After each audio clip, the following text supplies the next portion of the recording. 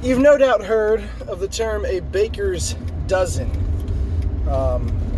And it's, a pretty well-known fun fact that a baker's dozen is 13 for whatever strange reason. Now, again, just to preface, I do not research much of this ahead of time.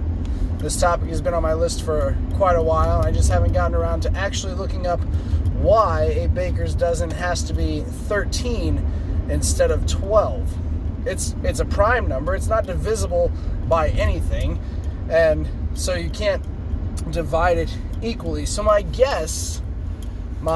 assumption as to why a baker's dozen is 13 instead of 12 is because any good baker will create a test piece, whether it's a cupcake or another pastry or even a full-on baked dessert like a cake or a custard or anything like that. When you're making a dozen of something, even a small loaf of bread or a roll, obviously those are all things that are baked,